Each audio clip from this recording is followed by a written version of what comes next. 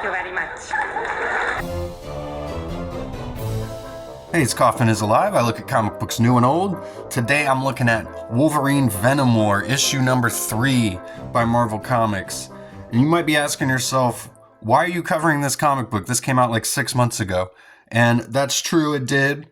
But I covered issues 1 and 2 of the Wolverine Venom War here. And so I wanted to get around to covering issue 3 and get a review up of this. I could not find this cover when it first came out, which is why I did not cover this issue when it originally happened. I did do reviews of the Venom War series, so go check that out, and you can kind of get my thoughts on Venom War overall. Wasn't a huge fan of that, and basically dropped Venom after all new Venom came out. Just picked up the first issue and the issue where it was revealed that Mary Jane was the new host of Venom. So didn't really like the direction that Venom has been taken in by Al Ewing, to be honest. But I did like this series, and this is written by Tim Seeley and Tony Fleecs, and we got Kev Walker doing the artwork on here. We got Ken Lashley doing these 2 covers here for issues 2 and 3, both awesome covers. I love the cover to issue 3 here. Just really tough looking. Got the claws going through the head of the zombiote, as they call them. They're like a combination of zombies and symbiotes. In this series, the symbiotes are able to take over the dead. So it's like a Walking Dead symbiotes. But these Ken Lashley covers are awesome. This cover was a variant of issue number 1, Joshua Cassara doing the Venom Wolverine mashup, which is kind of something that happens throughout this series. And again, this is just a 3-issue miniseries spinning out of Venom War. And in the first 2 issues, Wolverine basically trying to stay out of the Venom War. And he has this former relationship with this woman, Emily, and her son, Flynn. And they had a father named Keen.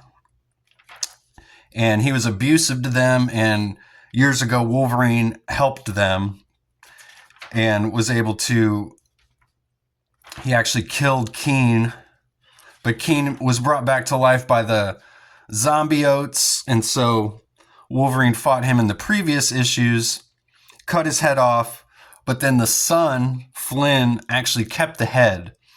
And that's kind of where the second issue left off.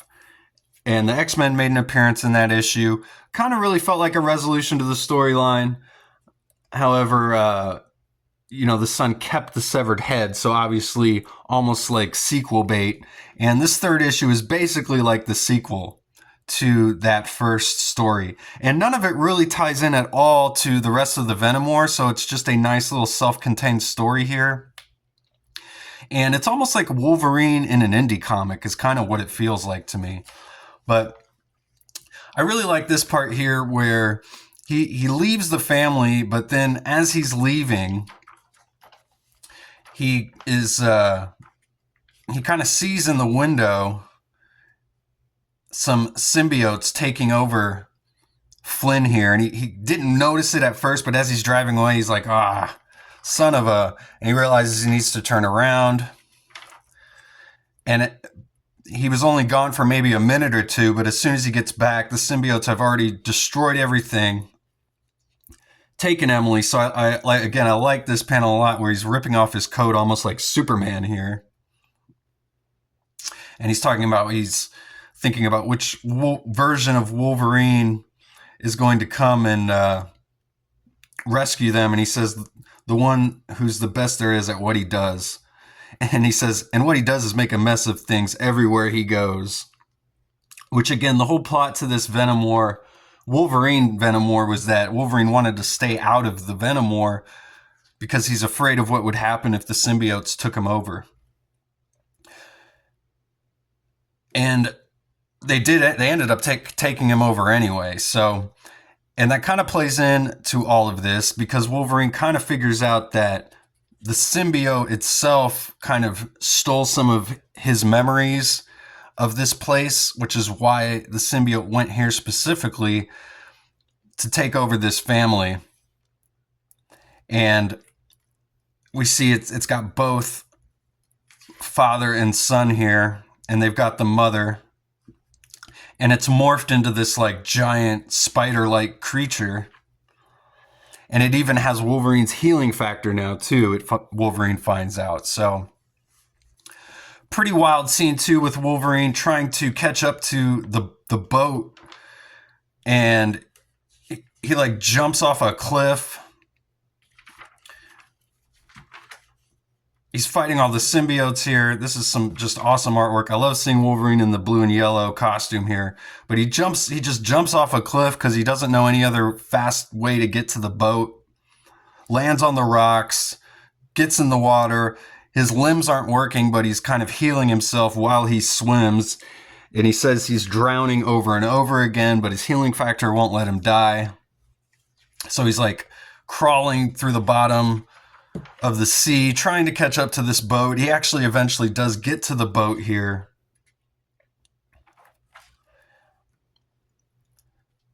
Starts to battle this creature.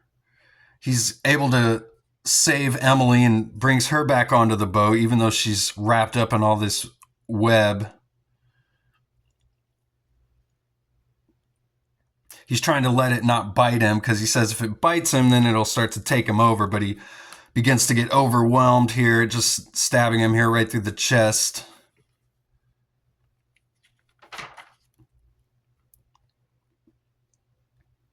And then Wolverine gets taken over by the symbiote once again here. But Emily's got this sonic device, and she shoots it at her son, and it gets the symbiote off of him. Except, so the severed head's just like crawling around, laughing. But it influenced the boy's mind here, making him think that he's become weak, which is what his father was always telling him. So he takes over the boat, and it starts to knock them off the boat. But Wolverine catches them at the last second, controlled by the symbiote here. But then his healing factor does what it always does, he says, and does what it has to do, and it ejects the symbiote right before he's about to eat them.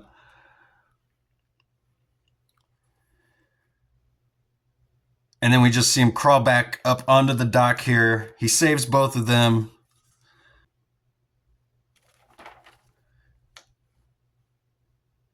And he explains that he was just trying to stay out of all this. He doesn't want anything bad to happen to anyone around him. And he says sometimes you can't blame everyone around you for all the bad things you've done.